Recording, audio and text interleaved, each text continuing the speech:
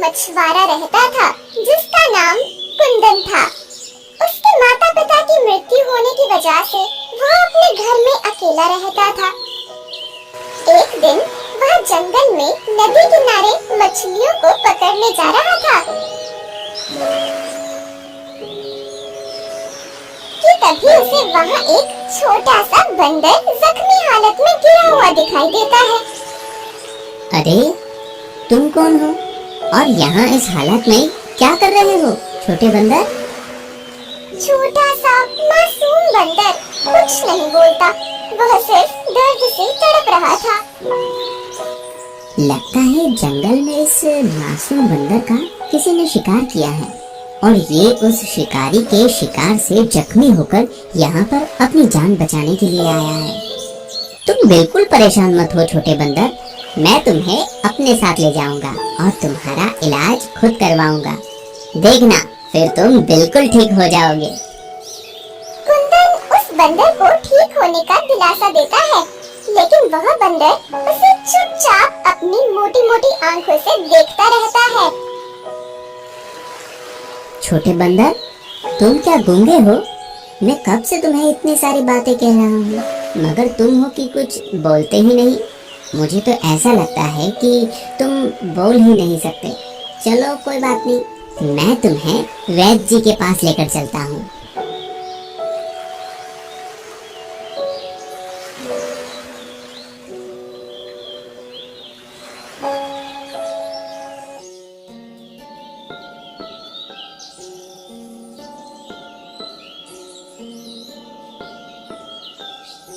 अरे कुंदन, कहाँ जा रहे हो इतने जल्दी में? और ये बंदर तुम्हें कहाँ से मिला? अच्छा हुआ वैद्य जी, आप मुझे यहीं मिल गए। मैं आप ही के पास आ रहा था। वैद्य जी, ये बंदर बहुत जख्मी है, आप इसका इलाज कर दीजिए। कुंदन, लोग मेरे पास इंसान का इलाज कराने आते हैं और तुम इस बंदर को लेकर आए हो। भले इसे इलाज की क्या जरूरत? ये जानवर तो एक दूसरे का शिकार होने और एक दूसरे का शिकार करने के लिए ही दुनिया में आए हैं। नहीं वैद्य जी, आप ऐसा मत कहिए। जिस तरह हमें दर्द होता है उसी तरह इन्हें भी तो होता है ना। मुझे नहीं लगता कि तुम्हें अपनी मेहनत की कमाई इस बंदर के इलाज में लगानी चाहिए। वैद्य जी, मेरे पैसों का मोल इस बंदर की जान से बढ़कर नहीं है। ठीक है कुंदन, अब तुम्हारी यही जिद है तो इसके आगे मैं क्या कर सकता हूँ? चलो मेरे साथ। इतना कहकर वैद्य जी कुंदन और बंदर को अपने घर ले आते हैं। वह बंदर की चोट पर बहुत सारी दवाइयाँ लगाकर उसकी पट्टी बांधते हैं। देखो कुंदन, मैंने इसकी मरहम पट्टी तो कर दी है, लेकिन तुम्हें इसका बहुत ज्यादा ख्याल रखना पड़ेगा। ठीक है वैद्य जी। कुंदन बंदर को लेकर अपने घर चला जाता है। बंदर बेचारा जख्मी हालत में सुस्त होकर कुंदन के पास लेटा रहता है।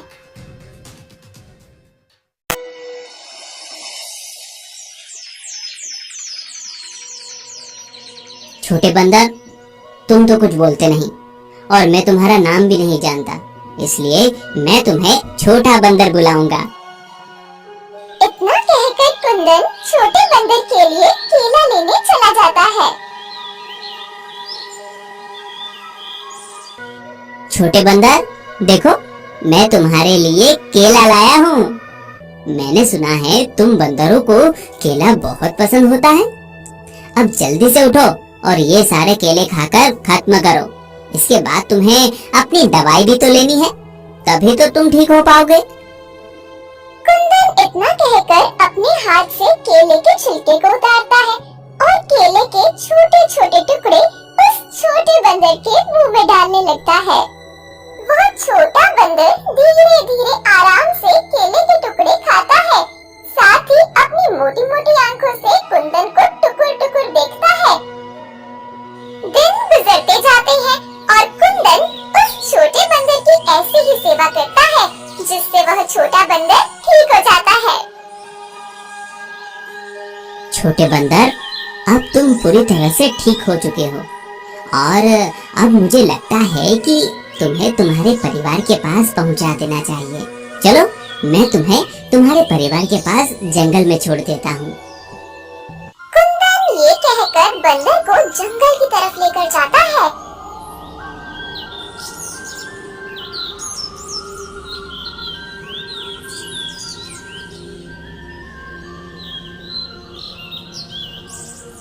ये लो छोटे बंदर, तुम्हारा जंगल आ गया। अब तुम अपने परिवार के पास चले जाओ। मुझे यकीन है कि तुम्हारे परिवार वाले भी तुम्हें ढूंढ रहे होंगे। कुंदन की ये बात सुनकर छोटा बंदर उसकी गोद से उतरता ही नहीं है। कुंदन बंदर को ऐसा करते देख उससे कहता है, छोटे बंदर, अब तुम जंगल में अपने परिवार के पास जाओ। कुंदन की बहुत कोशिशों के बाद भी बंदर उसकी गोद से नहीं उतरता। छोटे बंदर को ऐसा करते देख कुंदन परेशान होकर कहता है, छोटे बंदर, अब मैं क्या करूं? तुम तो मेरी गोद से उतर ही नहीं रहे हो। लगता है तुम वापस जाना ही नहीं चाहते। कुंदन की ये बात सुनकर बंदर उसके सीने में अपना मुंह छुपा लेता है। छोटे बंदर को ऐसा करते देख कुंदन मुस्कुराता है और कहता है, अच्छा, तो तुम मेरे साथ रहना चाहते हो? वैसे मेरे घर में मेरे अलावा और कोई नहीं रहता। अच्छा है, मुझे तुम्हारे रूप में अपने लिए एक साथी मिल जाएगा। कुंदन ये कहकर उस बंदर को अपने घर वापस ले आता है और फिर वो दोनों साथ रहने लगते हैं। छोटा बंदर कुंदन के हर काम में उसका हाथ बंटाता है।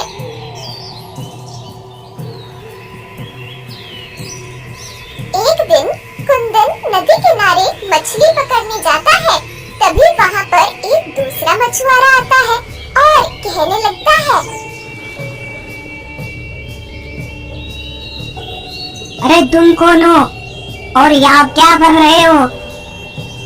मैं कुंदन हूँ और यहाँ पर मछली पकड़ने आया हूँ। पर मैंने तो तुम्हें यहाँ पहले कभी नहीं देखा। मैं तो यहाँ रोज आता हूँ। हो सकता है कि आप और मैं रोजाना अलग अलग समय पर मछली पकड़ने आते हो, इसलिए हम दोनों की कभी मुलाकात नहीं हुई। तुम मुझसे झूठ मत बोलो। और रही बात तुम्हारे यहाँ आने की, तो आज के बाद मैं तुम्हें यहाँ मछली पकड़ता ना देखूं, क्योंकि ये नदी मेरी है। अगर तुमने दोबारा इस नदी से मछलियाँ पकड़ने की कोशिश भी की, तो मैं तुम्हें इस नदी में फेंक दूंगा। कुंदन गरीब होने के साथ ही बहुत सीधा भी था, इसलिए वह उस मछुआरे से बिना कुछ कहे चुपचाप अपने घर आ जाता है, जहाँ छोटा बंदर उसके आने का इंतजार कर रहा होता है। छोटे बंदर, अब मैं क्या करूं? मेरे पास तो कोई दूसरा काम भी नहीं है जिससे मैं अपना और तुम्हारा खर्च उठा सकूं।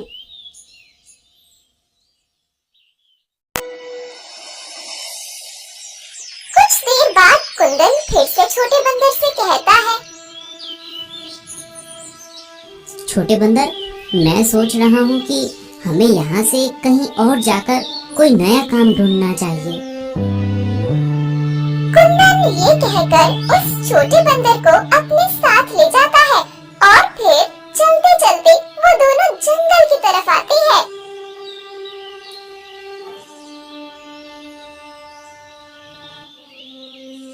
तभी अचानक बंदर कुंदन का हाथ जोर जोर से खींचने लगता है। छोटे बंदर, क्या हुआ? तुम ऐसे मुझे बार बार क्यों खींच रहे हो? अच्छा, मैं समझ गया। तुम्हें भूख लगी है? रुको, मैं देखता हूँ। शायद इस जंगल में तुम्हारे खाने लायक कोई फल मिल जाए। कुंदन ये कहकर उस बंदर को अपने साथ लिए जंगल के अंदर किसी फल की तलाश में इधर उधर देखता है, लेकिन उसे उस जंगल में सूखे पेड़ों के अलावा कुछ नहीं दिखता है। तभी कुंदन छोटे बंदर से कहता है, मुझे तो यहाँ तुम्हारे खाने के लिए कोई फल नहीं दिख रहा। अब तुम्हें अपनी भूख थोड़ी देर और बर्दाश्त करनी पड़ेगी। हम जैसे ही दूसरे राज्य पहुँचेंगे, हो सकता है वहाँ कोई हमारी मदद कर दे। ये कहते हुए उस जंगल से निकल जाता है और चलते चलते दूसरे राज्य पहुंचता है। अब तो शाम होने आई है, लेकिन अभी तक मुझे तुम्हारे लिए कोई खाना नहीं मिला। अभी कुंदन छोटे बंदर से ये कह ही रहा था कि तभी उसे पीछे से उस राज्य के राजा आते हुए दिखाई देते हैं। तुम कौन हो? आज से पहले तो मैंने तुम्हें अपने राज्य में कभी नहीं देखा। महाराज, असल में मैं आपके पड़ोसी राज्य से आया हूँ। ओह अच्छा, तो तुम यहाँ नए हो, तो मैं ये जान सकता हूँ कि तुम यहाँ क्यों आए हो? महाराज, मेरा नाम कुंदन है और मैं एक मछुआरा हूँ, मगर मेरे पास इस समय कोई काम नहीं है, इसलिए मैं यहाँ काम की तलाश में आया हूँ। अच्छा, तो तुम यहाँ काम की तलाश में आए हो। अगर मैं कहूँ कि तुम मेरे महल के सामने वाली नदी और उसके पास के झरने की साफ सफाई करो, तो बदले में मैं तुम्हें खाने और रहने की जगह दूंगा, तो क्या तुम ये काम करना चाहोगे? कुंदन राजा की ये बात सुनकर खुशी खुशी हाँ कर देता है और कहता है, महाराज, आपका बहुत बहुत शुक्रिया कि आपने मुझे काम पर रखा। अरे कुंदन, कोई बात नहीं, तुम हमारे पड़ोसी राज्य से आए हो, हमारे मेहमान हो, इस नाते तुम्हारी मदद करना हमारा कर्तव्य है। राजा ये कहकर कुंदन और उसके बंदर को अपने महल में ले जाते हैं।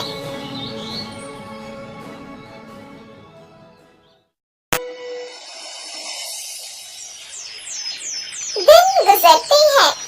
कुंदन सारा दिन महल के पास झरने और नदी की साफ सफाई करता है और उसके साथ उसका बंदर भी उसके छोटे छोटे काम में उसकी मदद करता है। राजा कुंदन को मेहनत और ईमानदार से काम करता देख बहुत प्रसन्न होते हैं। एक दिन मंत्री जी राजा के पास आते हैं और कहते हैं, महाराज, क्षमा चाहूंगा, लेकिन आपके लिए एक बुरी खबर है। कैसी बुरी खबर? महाराज, महल में जो कीमती खजाना रखा था वो चोरी हो गया है। मंत्री जी की बात सुनकर राजा गुस्से से महल के सारे नौकरों को अपने पास बुलाते हैं। मैं जानता हूँ कि तुम लोगों में से ही किसी ने मेरे खजाने की चोरी की है, तो जिसने भी ये काम किया है वो सामने आ जाए और सच बता दे। मैं वादा करता हूँ कि मैं उसे माफ कर दूंगा, साथ ही कुछ खजाना भी दूंगा। लेकिन अगर तुमने सच नहीं बताया तो मैं तुम सबके साथ बहुत बुरा करूंगा। राजा ये कहकर एक एक नौकर से पूछताछ करते हैं। तभी मंत्री जी राजा से कहते हैं, महाराज, मुझे लगता है कि ये काम हमारे राज्य के किसी नौकर का नहीं है, बल्कि दूसरे राज्य से आए हुए कुंदन का है। मुझे नहीं लगता मंत्री जी कि कुंदन ऐसी हरकत करेगा। वो तो मुझे बहुत ही सीधा और ईमानदार लगता है। लेकिन महाराज, मुझे तो यही लगता है। मंत्री जी, आप इतने यकीन से कैसे कह सकते हैं? क्योंकि कुंदन ही है जो महल के अंदर और बाहर आ जा सकता है। महाराज, मुझे लगता है कि हमें कुंदन की तलाशी लेनी चाहिए। ठीक है मंत्री जी, चलिए जहाँ कुंदन रहता है हम सब वहीं चलते हैं। राजा ये कहकर कुंदन के पास जाते हैं। मैंने तुम्हें सीधा और ईमानदार समझकर अपने राजमहल में काम दिया और तुमने मेरी ही खजाने की चोरी कर ली। चोरी? कैसी चोरी महाराज? और आप किस खजाने की बात कर रहे हैं? कुंदन, जितने सीधे तुम दिखते हो उतने हो नहीं। अब बताओ, तुमने महाराज का खजाना कहाँ छुपाया है? महाराज, मेरा यकीन कीजिए, मैंने कोई खजाना नहीं चुराया, मैं चोर नहीं हूँ। कुंदन अपनी बेगुनाही साबित करने की कोशिश करता है, मगर राजा उसकी एक नहीं सुनते। तभी मंत्री जी कुंदन के आसपास तलाशी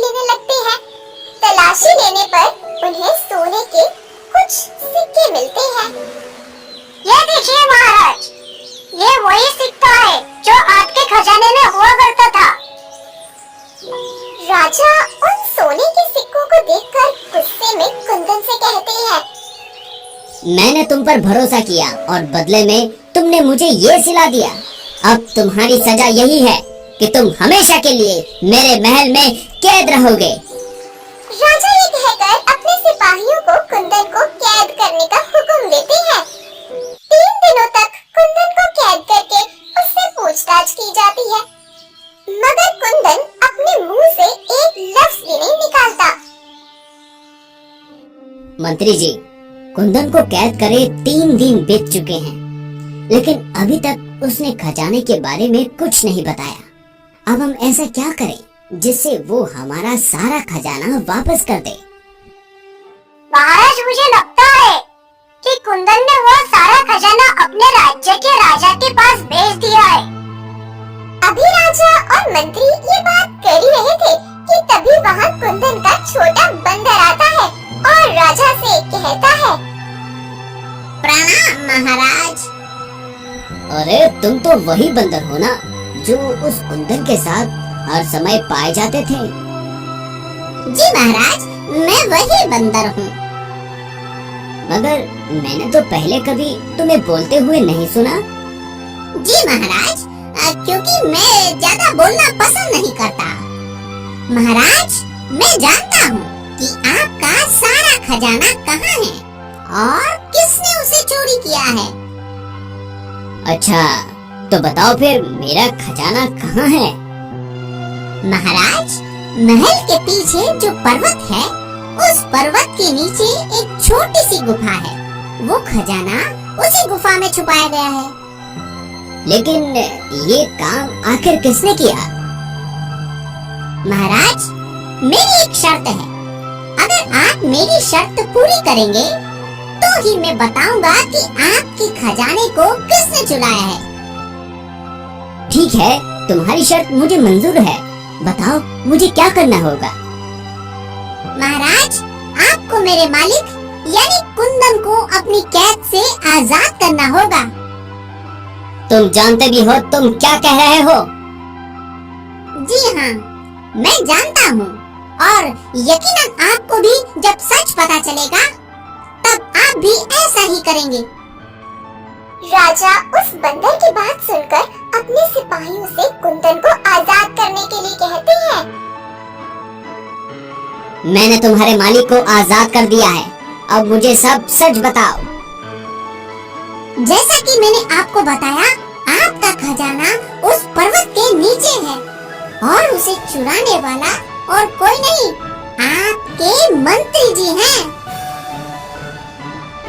महाराज, ये बंदर झूठ बोल रहा है। भला मैं आपका खजाना क्यों चुराऊंगा? इतने सालों में क्या कभी मैंने आपसे कोई बेईमानी की है? मंत्री की ये बात सुनकर राजा उस बंदर से कहते हैं, मूर्ख बंदर, ये क्या कह रहे हो? तुम हमारे मंत्री जी पर झूठा आरोप लगा रहे हो। महाराज, अगर आपको यकीन नहीं है तो आप मेरे साथ चलिए और खुद अपनी आंखों से देख लीजिए। महाराज, राजा उस बंदर की बात मानकर सबके साथ उस पर्वत की तरफ निकल जाते हैं।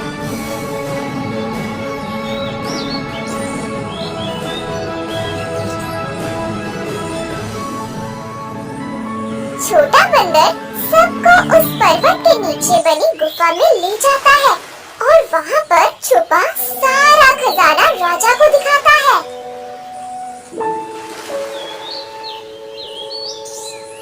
मंत्री जी, आपने मेरा खजाना चुराया, मगर क्यों? महाराज, ये झूठ बोल रहा है। मैंने ये खजाना नहीं चुराया। ये जरूर इस बंदर और उसके मालिक कुंदन का काम है। मंत्री जी, आप मेरे साथ इतनी बड़ी दगाबाजी करेंगे मैंने सोचा भी नहीं था, लेकिन अब इसकी सजा आपको जरूर मिलेगी।